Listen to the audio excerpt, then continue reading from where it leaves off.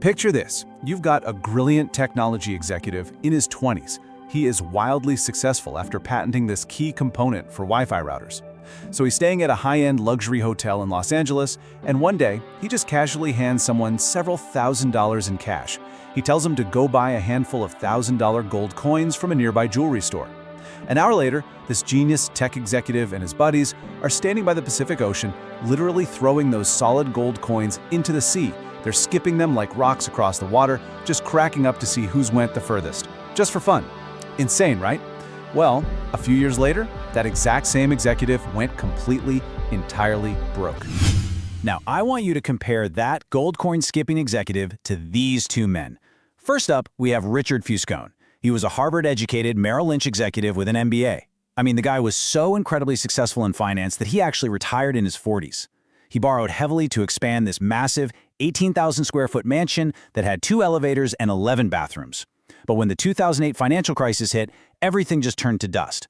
All that high debt left him utterly bankrupt, and his massive home was sold off in a foreclosure auction. But then look at the other guy, Ronald Read. He was a rural janitor from Vermont. He swept floors at JCPenney for 17 years. He fixed cars for 25 years. His main hobby was chopping firewood. Yet when Ronald died in 2014 at the age of 92, he made international headlines. Why? Because this humble janitor had a net worth of over $8 million. So how on earth is it possible that a janitor with absolutely no formal education massively outperformed a Harvard-trained financial executive?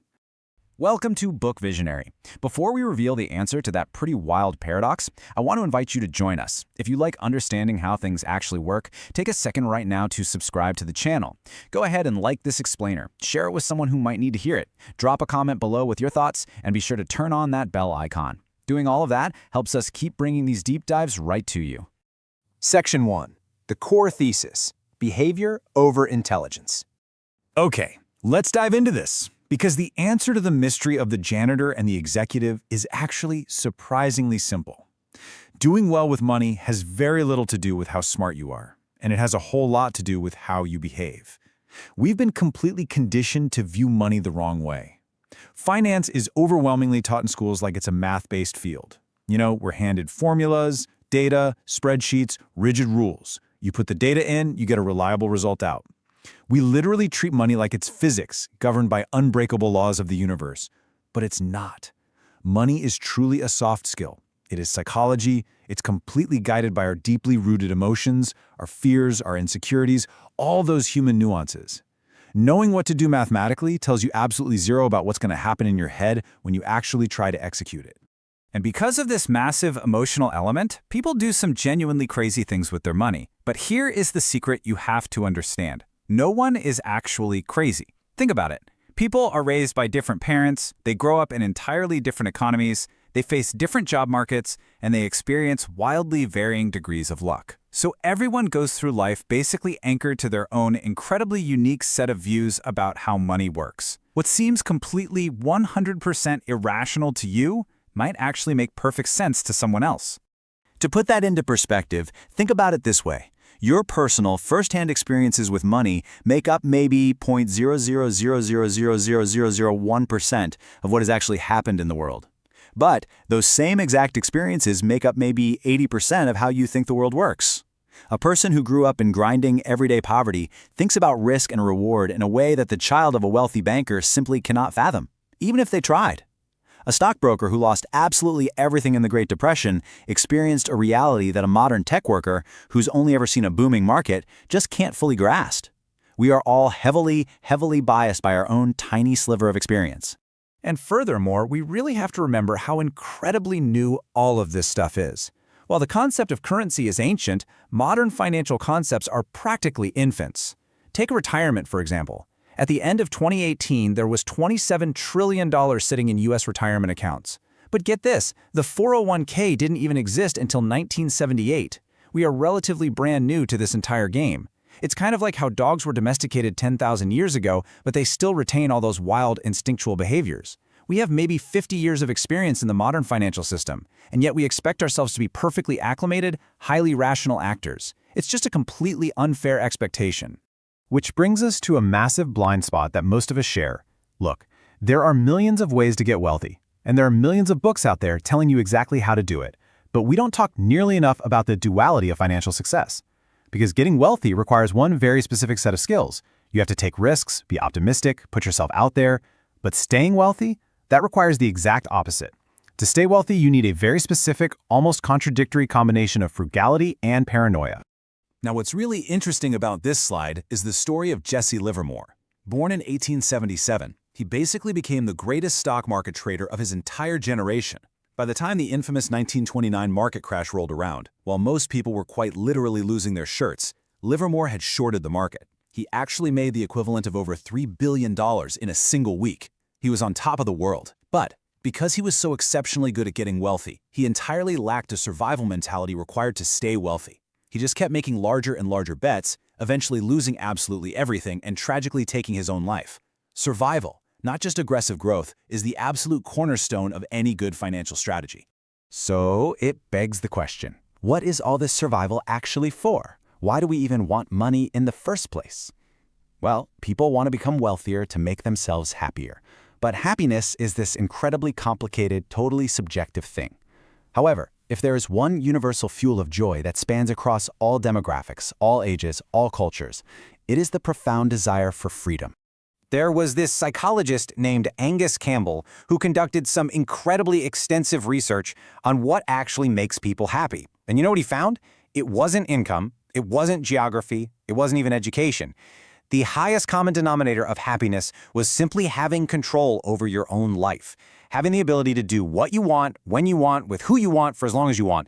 That is literally priceless. Controlling your time is the highest dividend that money can possibly pay you. That's the ultimate goal. But of course, we often get completely distracted from this goal by something called the man in the car paradox. Think about it. When we see someone driving down the street in a screaming fast, bright red Ferrari, our very first instinct is usually to think, wow, that guy is rich. If I had that car, people would think I'm so cool. We completely focus on the car. But the real irony here? We completely ignore the driver. And what's even worse, oftentimes that driver isn't actually wealthy at all. They might just be a mediocre success who is burying themselves in a mountain of debt just to afford the monthly payments on a shiny status symbol. And this really forces us to redefine our terms. There's a massive fundamental difference between being rich and being wealthy. Being rich is visible, right? It's taking your current income and using it to buy highly visible things like luxury cars and massive houses. But wealth? Wealth is what you do not see. Wealth is the nice cars you didn't purchase. It's the first-class upgrades you declined. Wealth is simply income not spent. It is invisible flexibility. Consider the famous singer Rihanna.